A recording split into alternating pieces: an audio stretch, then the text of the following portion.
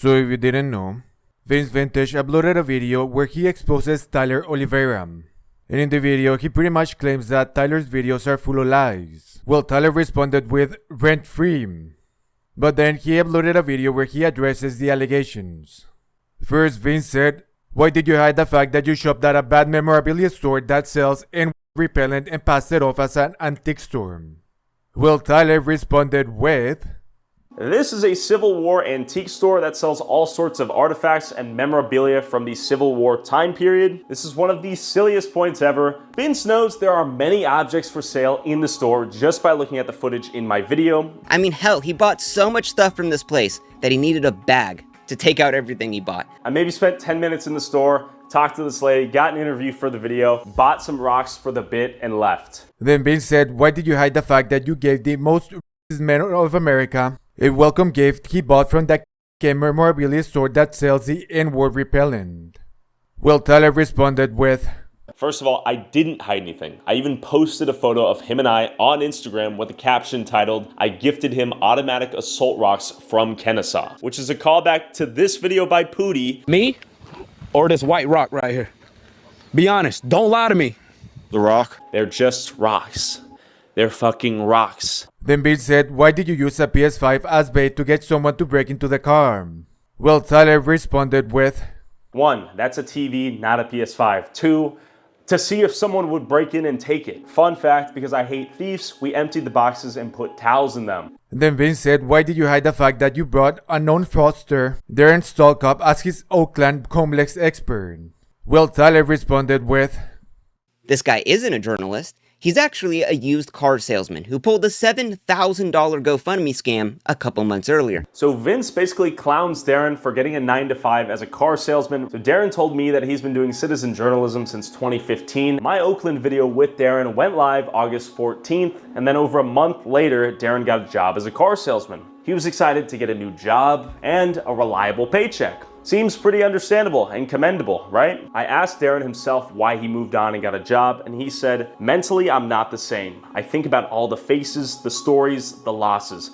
Maybe I've got PTSD, or maybe it's just the anxiety that never lets me sleep." Secondly, Vince attacks Darren for running a GoFundMe where he asks his Twitter followers for money to move out of the Tenderloin. Who pulled a $7,000 GoFundMe scam a couple months earlier. Darren told him what he wanted the money for, used the money for that purpose, and received the money from consensual adults. What is the problem? Now in his video, Tyler actually ended up addressing the B-roll's mistakes that he has made in his previous videos. Next, misplaced B-roll and B-roll mistakes. In my videos, when we're talking about, let's say, crime, we may show an example of this crime happening in the given city. What Vince finds is a handful of examples where a given B-roll shot takes place in a different city. For example, here's this shot in our Oakland video about a machine gun manhunt that turned out to be from West Oakland, Pittsburgh. Now, Vince is right. This is a mistake and we messed up. This shot was from the wrong Oakland. But here's the problem. I don't place the B-roll for my videos. I have 2 editors for my main channel, and one editor's job is dedicated to finding B-roll for the videos. Whether it's me or my editing team,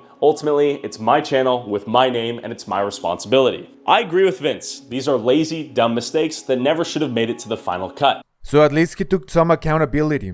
But then Vince said, "Why did you pretend to be asylum seeker to get processed by the Border Patrol?" And Tyler's response was, to see where we would end up, the behind-the-scenes logistics of how the government would process someone claiming asylum and what that process looked like. Seems kind of interesting as an American tax-paying citizen to know how this process works. What's funny about this though is Vince feigns some moral outrage that I'm in the van for 20 seconds. What the fuck are you thinking, Tyler? Literally, you took up the spot of someone that was an actual person fleeing their lives as a fucking meme. And that I've taken up someone's spot to enter America when, once again, I'm literally in the car for 20 seconds. The Border Patrol guys laugh it off. No harm, no foul. Let's go. What about this guy? See? He's a YouTuber. No. You see the camera? I got denied access. It's not like I pushed some pregnant woman out of the way to take the last spot in the van. There was no one else left waiting to get in the van. Even if I did take a seat, I wouldn't have been taking someone else's seat. "Why did you pretend to be alone in fear of your life in Jamaica? But in reality, your tour guide was right next to you the entire time." Now this was Tyler's response. The guide was there the entire time. Tyler wasn't walking on his own about to get murdered. That was all just made up. But Vince knows that no one is going to fact check this, and he tries to use it to build his case that I'm a liar. He's wrong, and here's the evidence to prove it. For context, he's referring to when I'm in Trenchtown, one of Jamaica's most dangerous neighborhoods. At a certain point, my guide and I are separated, and here's 28 minutes of behind-the-scenes footage that show him and I separated. Then he said, "Why did you fabricate the story of the Jamaica bank truck robbery?"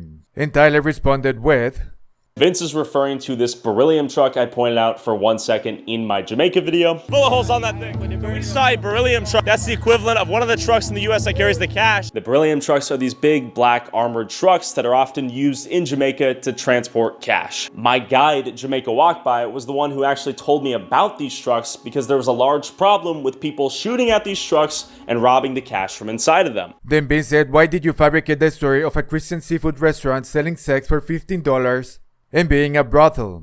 Well, Tyler responded with, I asked my guide how much the prostitutes in the area we were in charged. He gave me a number that roughly converted to $15 US. I asked my guide if it was a hotel. He said yes. This is where people go to have sex? Yeah, you probably can just go at the gate and just catch a look quick. This is a hotel? Yeah. The pirate ship? This is where some of the ladies... This is one of the hotels where the ladies get brought to have sex with the customers. Tyler, this is a Christian catering restaurant that does weddings. Why the fuck would you just make up a lie about this? But I do want to establish a clear difference between me just inventing a lie and throwing this restaurant under the bus with no context versus me misunderstanding a quick little back and forth between my guide and then expanding upon something I didn't fully understand. Even watching it's embarrassing because I clearly don't even know what I'm talking about. It was not my intent to throw this restaurant under the bus, and I legitimately thought it was a brothel. On the bright side, my viewers only left 5-star reviews and said Tyler Oliveira sent me here. I apologize, I fucked up, and it's been deleted from the video. And lastly, Vince asked, "Why did you hide the fact that your 9/11 truther expert that you brought actually believes that a country blew up the World Trade Center?"